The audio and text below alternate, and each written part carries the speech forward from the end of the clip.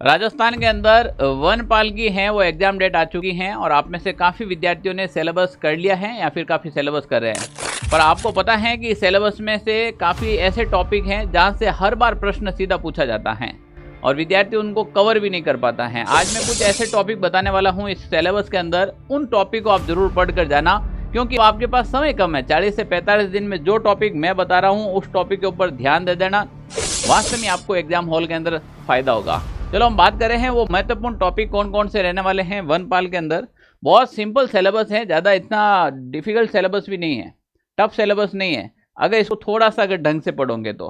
हम बात करेंगे यहाँ पर राजस्थान का इतिहास। अब राजस्थान के इतिहास के अंदर प्रमुख सभ्यता एवं पुरातात्विक स्थल दे रखे हैं। यहाँ पर सभ्यता जो राजस्थान की मुख्य से 5 से 7 सभ्यता हैं, अगर आप उनको ढंग से पढ़ ले तो एक प्रश्न यहाँ से राइट कर ले तो। और मेरे अपने इस यूट्यूब के ऊपर देखना 2-2 मिनट के शॉर्ट डाल रखे मैंने, टेलीग्राम में उसकी पीडीएफ भी डाल रखी है, इसीलिए कहता हूँ हमेशा टेलीग्राम ज्वाइन रखा करो आप लोग। फिर प्रमुख राजवंश एवं प्रमुख शासक एवं उनकी उपलब्धियां, केवल कुछ नहीं है, राजा और उस राजा का कोई अन्य नाम है या फिर इनके पास कोई अन्य उपलब्धि है या फिर उन्होंने कोई विशेष कार्य किया है, बस इतने ही याद रखना है। उसके बाद करें 1857 की क्रांति, पॉलिटिकल एजेंट कौन था उस समय, रियासत का राजा कौन था और 6 सैनिक छावनियां देखनी है। किसान आंदोलन का बहुत बढ़िया अल्टीमेट सोर्स बना रखा है, जनजातीय आंदोलन, प्रजामंडल और राजस्थान एकीकरण। ये ऐसे टॉपिक हैं जहां से एक एक दो दो प्रश्न निकल कर आएंगे और ये ज़्यादा बड़े भी टॉपिक नहीं है। अगर आप शॉर्ट तरीके से पढ़ेंगे तो मात्र आधा घंटे का ये टॉपिक है सभी। अब इसके बाद बात करें प्रमुख ऐतिहासिक व्यक्ति। अब काफ़ी विद्यार्थी ये कहते हैं ऐतिहासिक व्यक्ति सर इतने सारे पढ़े कहाँ। अरे मैं कह रहा हूँ जो कक्षा 10 के अंदर आपके एक टॉपिक दे रखा राजस्थान कला संस्कृति, इतिहास कला संस्कृति, उसके अंदर 19 से 20 ऐतिहासिक व्यक्ति दे रखे, वो पढ़ लो, उससे बाहर नहीं जाएगा। अगर आप कहोगे तो मैं उसकी पीडीएफ टेलीग्राम में डाल दूंगा, आप वहाँ से कलेक्ट कर लेना। फिर राजस्थान कला एवं संस्कृति में स्थापत्य एवं चित्रकला।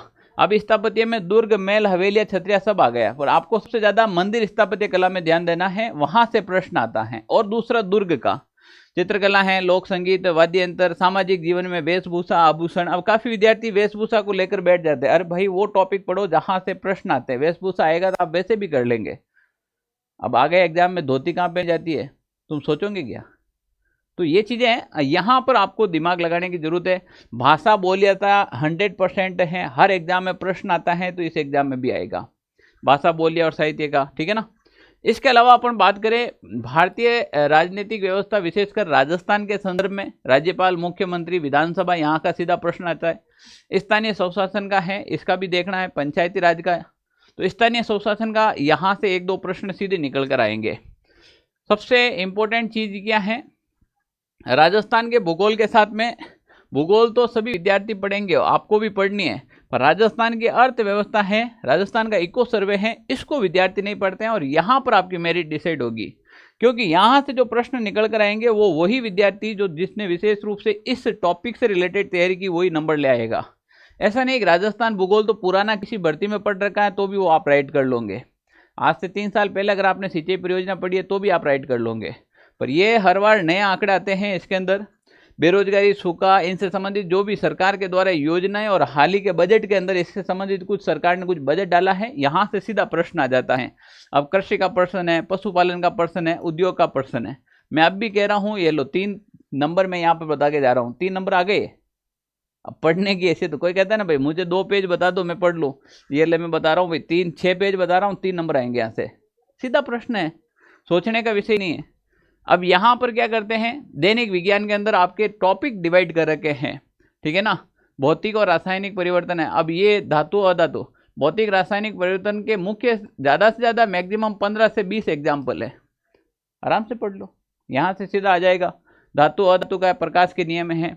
यहाँ पर एक चीज़ और देखना, सूचना प्रौद्योगिकी एवं कंप्यूटर संबंधित ज्ञान दे रखा है। इसका मतलब ये नहीं पूरी कंप्यूटर लेकर बैठ जाए आप, हमारे की जो टेक्नोलॉजी, साइंस टेक्नोलॉजी है वहाँ से ये प्रश्न आते हैं, ठीक है ना। तो वहाँ से कुछ प्रश्न यहाँ से देखने को मिल जाएंगे। अब बात करते हैं गणित के अंदर आपके अर्थमेटिक दे रखी हैं, एडवांस मैथ नहीं दे रखी हैं, बिल्कुल सिंपल मैथ दे रखी हैं। जो आपके जैसे प्रतिशत के आधार पर जो फ्रैक्शन माध्यम से जो भी ये टॉपिक सारे के सारे कवर अप होते हैं। अब इंपॉर्टेंट है कि काफी विद्यार्थी इस चीज को छोड़ देते हैं, यार करंट अफेयर्स तो क्या लास्ट टाइम के अंदर देख लेंगे, अभी से करंट अफेयर्स पढ़ना चाहिए। आपके अंदर कम से कम 10 से 15 प्रश्न करंट अफेयर्स के आ जाएंगे, अभी हाल ही के पेटेंट में सबसे ज़्यादा करंट अफेयर्स पूछा जाता है। अब करंट अफेयर्स में आपके देखो यहाँ पर राजस्थान, राष्ट्रीय एवं राजस्थान, तो यहाँ पर नेशनल और इंटरनेशनल सब हो गया। फिर राजनीतिक, आर्थिक, सामाजिक, सांस्कृतिक, भौगोलिक, पारिस्थितिकी, खेलकूद, ये सब अलग अलग दे रखे हैं।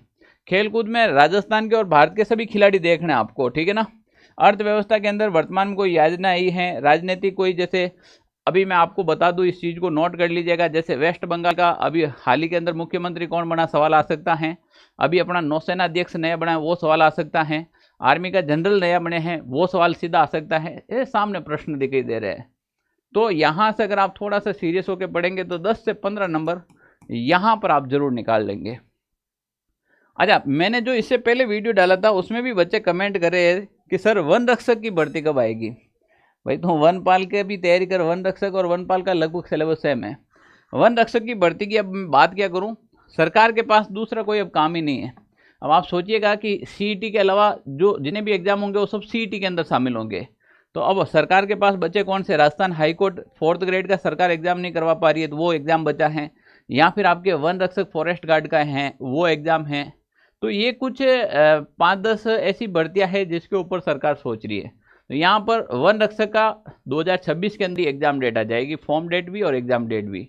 तो इसको आप ज़्यादा नहीं लेना है कि भाई वन रक्षक का कब आएगा। जो वन रक्षक की तैयारी कर रहे हैं ना, वो उसको वनपाल का भी एग्जाम देना चाहिए। अगर फॉर्म नहीं भर रखा है तो भी तैयारी करनी चाहिए साथ साथ में, क्योंकि सिलेबस तो सेम ही है, अभी से तैयारी करोगे तो हो जाएगा। अच्छा, जो बंदे सीरियस होकर तैयारी करें उनके लिए 40-45 दिन में अब आप क्या ही उखाड़ लोगे। अगर व्यवस्थित रूप से सिलेबस करोगे तब तो कर पाओगे। हम थानियों लागे गुरुजी कोर्स बेचू ना आई करेला, अरे भाई 40-45 दिन में फिर मैं आपको यूट्यूब पे थोड़ी घोटा सकता हूँ। आप सोचो 40-50 दिनों में किताब पढ़ने पॉसिबल नहीं है। एक टीचर पूरा शॉर्ट करके पढ़ाता है तो 40-50 दिन में आई है। अब जो बात अभी समझ जाता है तो वो पेपर देने के बाद कहता है कि सर मजा आ गया। लैब असिस्टेंट के अंदर देखना, टेलीग्राम के अंदर हमने डाल रखा है, सारा के सारे 50 के 50 प्रश्न मिला रखे हैं, ठीक है ना। एप्लीकेशन से एप्लीकेशन पढ़ा है, देख लेना। तो यहाँ पे अगर कोई सीरियस होकर अभी आप तैयारी करते हैं तो तैयारी कर सकते हैं। अच्छा, कोई विद्यार्थी को इस भर्ती से रिलेटेड कोई इश्यू आते तो ऑफिस के नंबर हैं 92 16 77 71 62। राजस्थान में एकमात्र आपको टीचर मिलेगा जो विद्यार्थियों से सीधी बात करता है, ठीक है ना। आपकी हर समस्या का सोल्यूशन मिलेगा। आप कभी भी इसके ऊपर कॉल या मैसेज कर सकते हो। जनरली आप मॉर्निंग में 10 बजे से शाम के 5 बजे के बीच किया करो, ऑफिस टाइम है ना। Okay, thank you. अगर आपका भी कोई क्वेश्चन है तो कमेंट जरूर करें।